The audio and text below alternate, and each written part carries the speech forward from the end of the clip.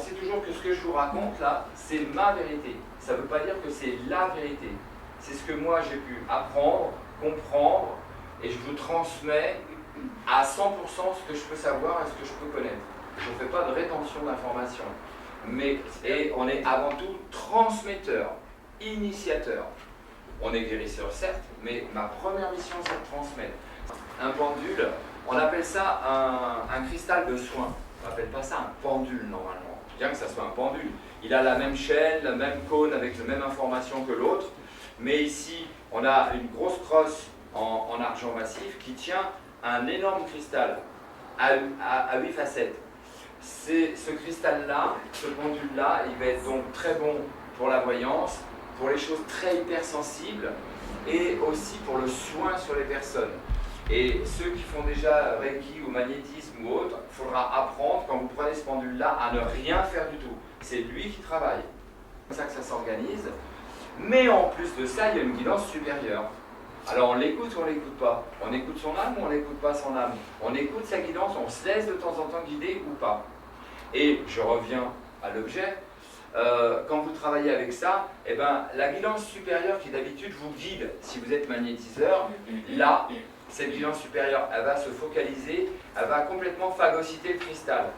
C'est pour ça que c'est vraiment proche de l'humain, le cristal de roche. Parce que le pendule, c'est une thérapie. Vous allez vous soigner.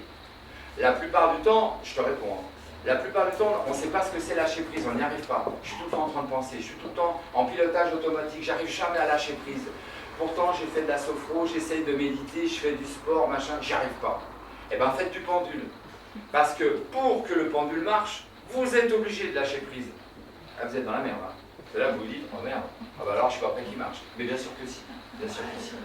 Et justement, parce qu'on va passer par la grande porte, on n'y arrive pas, on va passer par la petite porte de derrière, on va faire du pendule. À un moment donné, c'est génial. Oh mon pendule, qu'est-ce que je fais bien quand je fais du pendule? Et c'est ça qui va vous rendre addict. C'est que votre inconscient, votre corps, votre âme vont vous dire, fais du pendule, ça te fait drôlement du bien. Quand tu fais du pendule, t'es zen, t'es centré. C'est un centrage le pendule. C'est de la pendulothérapie. Hein, mais vous allez automatiquement changer. Déjà dimanche, vous serez différent. Donc si vous avez des maris, des amants, nombreux amants peut-être, ou femmes, nombreuses maîtresses, je ne sais pas, mais votre entourage proche, vous leur dites, je fais un truc sur 3 jours, c'est pas un travail, c'est pas un séminaire de transpersonnel, mais quand même, ça va agir sur le transpersonnel. Parce que ça va agir sur votre niveau de conscience et votre taux vibratoire, corps physique, corps éthérique et les autres qui suivent. Donc vous allez être vous allez vous positionner autrement dans la vie. C'est pour ça qu'il faut prévenir vos proches. Parce qu'ils peuvent vous trouver peut-être un peu changé. Alors même demain soir, hein, dire, mais je sais pas, tu me regardes bizarrement, comment tu parles, tu te prends pour qui, attends, c'est quoi le mec là, c'est un gourou, t'as fait quoi, faut que je vienne voir ça de près, enfin, voilà. Vous pouvez avoir des réflexions, ou lundi au bureau, vous arrivez au bureau, puis vos collègues arrivent à midi à la coupure, ou à la coupure de 10 heures, ils disent, mais t'as fait quoi ce week-end? T'es un peu zarbi, d'habitude t'es un peu machin, puis là t'es, voilà. Ils ne sauront pas dire trop quoi, mais ils verront qu'il y a un changement, ou le regard, ou la posture du corps. Vous allez avoir une posture qui est certainement peut être différente, parce que la Kundalini va se positionner autrement dans votre colonne vertébrale, ça vous redresse, ça va amener un port de tête, vous dire, mais disons, tu fais du mannequinat, tu fais quoi là? Ah, mais c'est automatique, ça se fait automatiquement.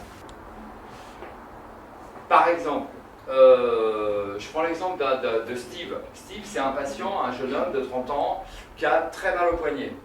Il a un pressing et toute la journée, il prend des fringues qu'il accroche sur des cintres comme ça. Donc, il a un problème professionnel. Il a excessivement mal au poignet. Il ne peut plus mettre les fringues sur les... Ça paraît tout con, mais en plus, c'est un motard comme moi, celui d'Arinoch, et ça lui fait mal de conduire sa moto. Donc, il commence à être vraiment handicapé. IRM, machin, kiné, médecin, infiltration totale, rien. Il a toujours mal. Comment j'ai fait? À un moment donné, il est venu me voir, j'ai dit écoute, je trouve le point précis. On va travailler en magnétisme, je vais travailler en faisceau comme ça, il faut que je travaille précisément sur l'endroit. Comment j'ai trouvé l'endroit? J'ai pris une planche anatomique détaillée du poignet. Et en lien avec lui qui était à côté de moi, je lui ai dit tu me donnes ta main, comme ce matin je vous prenais la main, j'ai pris ma main à polarité négative de réception sur sa main droite à polarité positive d'émission, où j'ai le maximum d'informations. J'ai dit Steve, cool, voilà, tu penses bien à ton poignet, respire tranquillement. À un moment donné, j'ai vu que j'étais complètement connecté à Steve.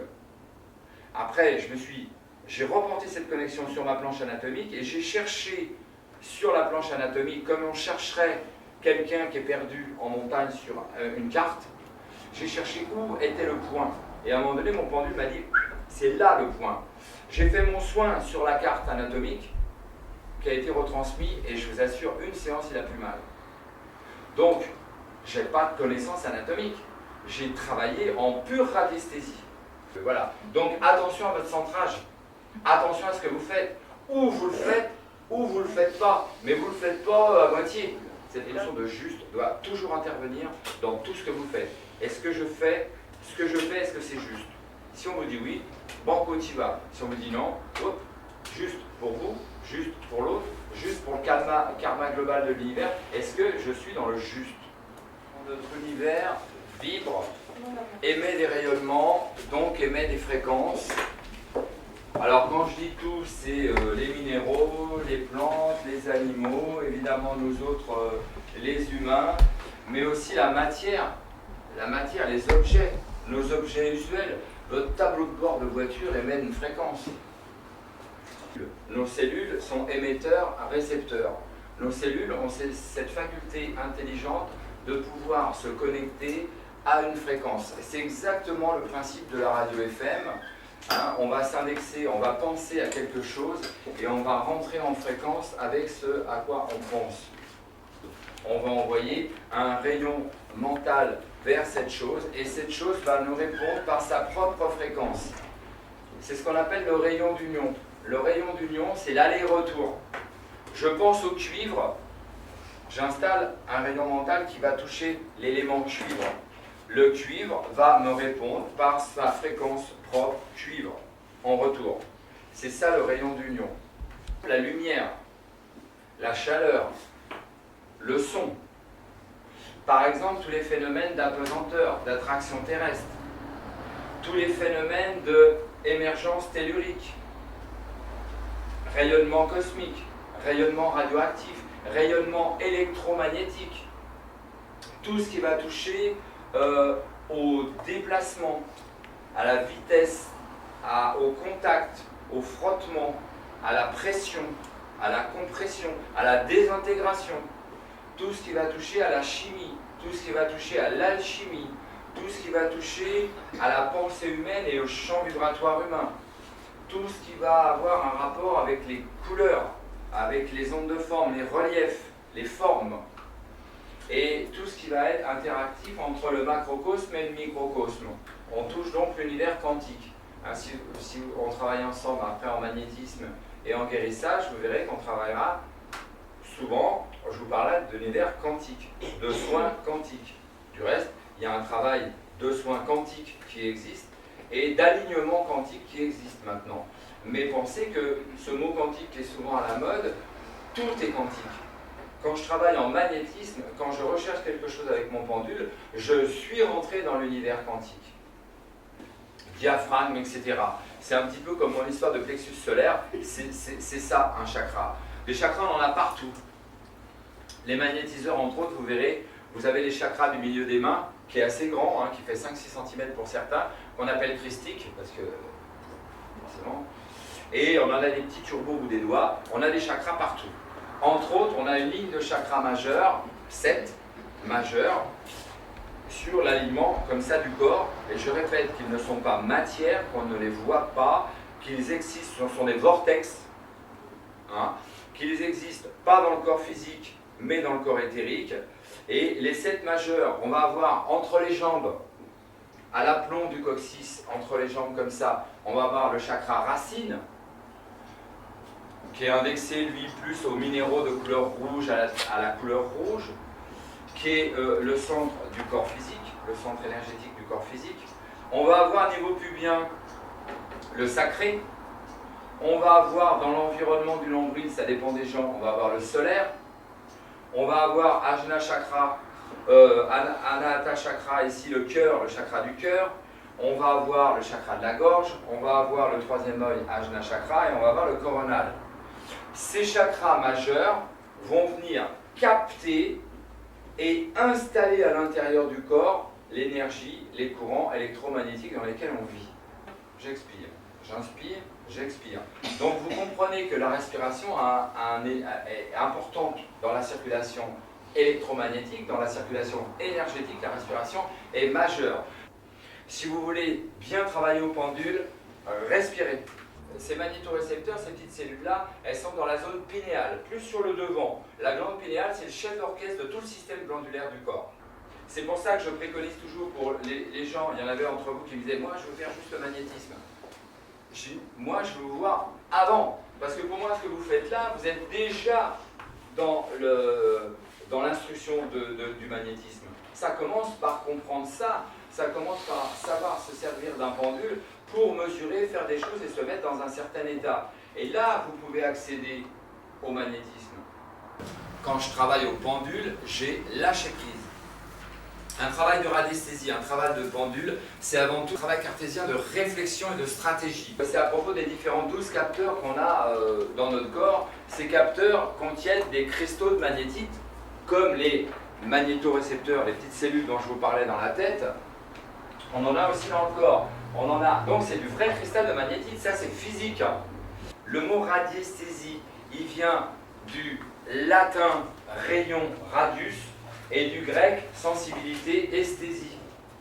Donc c'est être sensible au rayonnement, être sensible aux vibrations. C'est ça que ça veut dire radiesthésie. C'est cette mécanique, cette systémie générale où on s'aperçoit que tout a une incidence sur tout. C'est pour ça que je vous parlais ce matin de microcosme et de macrocosme.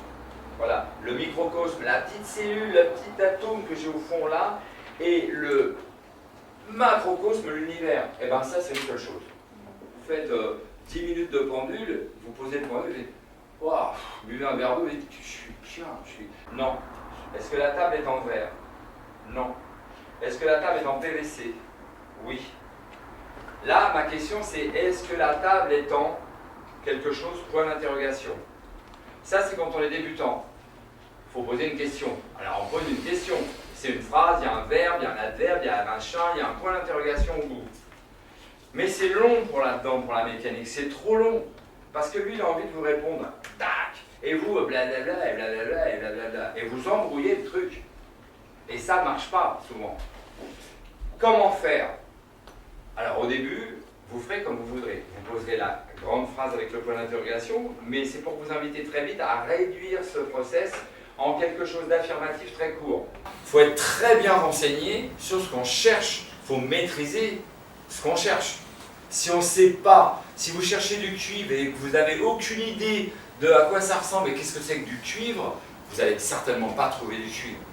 Fixez votre attention sur le point noir central, en ne pensant à rien d'autre et en rejetant toute autre pensée, quelle qu'elle soit. Vous allez voir qu'à un moment donné, vous allez rentrer dans le point noir et rentrer dans le monde qu'il y a derrière le point noir. Et là, ça commence à être space.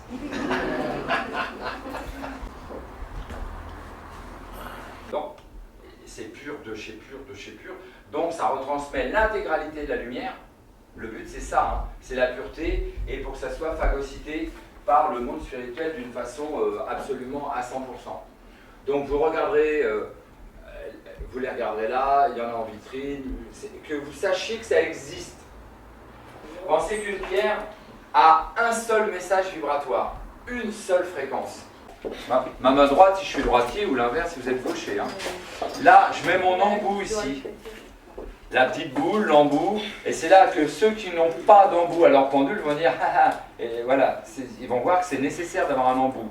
La chaîne, elle va être dans ma main, elle traverse ma main, et ici, elle va retomber ici comme quand je mets du sel sur mes frites. Donc, hop, comme ça, au lieu de comme ça. La main va vers le bas. Plus les exercices vont avancer, mieux vous soyez concentré sur ce que vous sentez. Je vous expliquerai à chaque fois, au fur et à mesure, tout. Soyez pas inquiets, soyez vraiment cool, soyez comme des enfants qui font joujou, quoi. Hein, c'est pas plus compliqué que ça. Maintenant, comment vous vous tenez? Si vous n'avez pas trop le poignet cassé, le coude trop haut.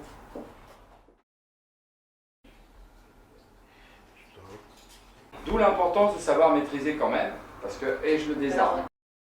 Mais il y a 1000 raisons qui font que quelqu'un qui n'est plus incarné revient vers vous, ou vient vous voir.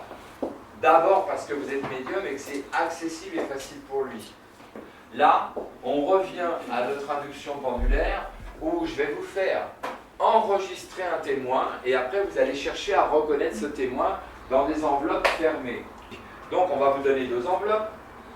Dans une, il y a le même cercle que ça. Dans l'autre, il y a un autre dessin.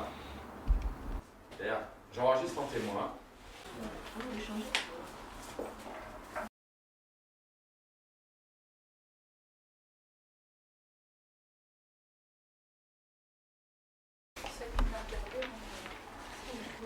Vous allez avoir besoin de tirer un trait. Pas sur votre vie, hein, sur le papier. Et vous allez tirer un trait sans règle, un trait à main levée. Je vous commenterai. Alors, je prends mon pendule, très cool. Je mets mon pendule et j'observe. Et je note ce qui se passe. Je prends mon pendule. Ici, qu'est-ce que j'ai? Polarité positive. Je sors. Polarité négative. Je repasse sur mon trait. J'étais là, je reviens dessus. Ici, j'ai quoi? Polarité positive. Vous allez voir, ça s'inscrit, il faut 2 secondes. Stop, je sors, polarité négative. Et je pourrais faire joujou comme ça à chaque fois, là, là, là, là, là. La polarité change. Elle existe bien. Le pendule, tout de suite, il reconnaît. Magnétisation selon votre convention. Si vous savez magnétiser, etc., vous allez simplement nettoyer comme ça. Si vous avez des pendules comme les Chelly et tout ça, vous avez des pendules qui sont sacrés, qui sont intelligents. Donc déconnectants. Ils sont intelligents. Ils ont une mémoire. C'est pas un pendule. C'est beaucoup plus que ça. Ensuite, il y a la programmation. On a purifié, on programme. Prononcez en conscience la formule suivante. Là, on est sur comment j'utilise un abac. Voilà, tout simplement. C'est le mode d'emploi de comment j'utilise un abac. J'ai pris des exemples réels, le stress, le machin, pour vous montrer visuellement qu'est-ce que c'est un abac. C'est les pourcentages. La hauteur de la table par rapport au sol. Je balance et je lis ce qu'on me dit. Vous posez votre page devant vous, ou vous la tenez à la main. Donc, on a les essences mères, on a préparé des bouteilles, et on a des personnes, et voilà. Ça, on va le faire là-bas. Première solution, c'est celle-ci. La deuxième solution, on va utiliser un abac. Ce tableau-là, il vous aide aussi à trouver quelle fleur pourrait être nécessaire à la personne. Ça, c'est un outil de travail génial quand vous êtes en rendez-vous. Si vous êtes volontaire, avant de dire moi j'y vais. Si vous êtes volontaire, vous êtes d'accord que je vais peut-être parler de votre vie un peu privée. En fonction de ce qui va sortir et des mots-clés, je vais dire tiens, jaloux, méfiant, coléreux. Si vous dites je vois pas de quoi tu parles, faut jouer le jeu. Jouer le jeu. Donc ça va être un peu découvrant. Hein, voilà. Et j'essaie de sentir dans mon corps, dans la colonne vertébrale, si je ressens l'influx, je me connecte à Michel.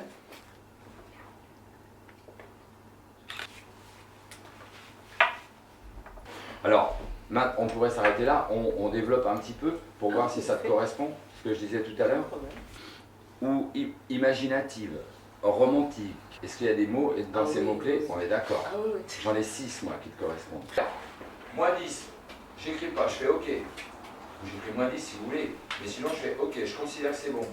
Et ainsi de suite. Je vais demander combien de pierres pour équilibrer mon chakra racine. On va avoir les pierres dans la main gauche et on va vérifier au pendule l'enregistrement vibratoire des pierres en soi. Donc ça risque de tourner un bon moment. Ça peut tourner 3, 4 minutes, 5 minutes. Vous pouvez aussi faire comme ça si vous voulez. Voilà, vous êtes tranquille, vous méditez, vous respirez.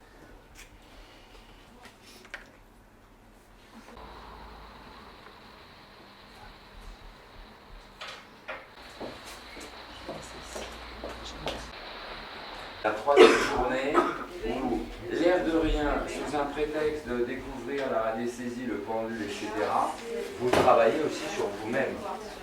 Cet après-midi, on part plein pot sur le lieu. Et après, on va voir tout ce qui touche aux entités, au dégagement. Le premier abac hyper important de l'habitat. Tu peux garder garder des reliques dans un lieu à reliques. Comment faire? Je vais installer un autel spécifique pour me recueillir auprès de cette âme.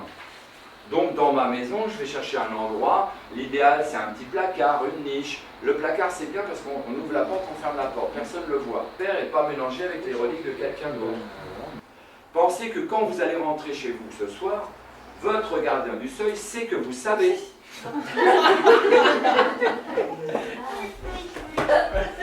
Avant, il savait que vous ignoriez. Il était cool. Mais maintenant, là, il sait que vous savez. Alors ce soir, en rentrant, merci d'avoir gardé la maison. Les causes de l'habitat malade, vous regardez la bague et c'est assez simple.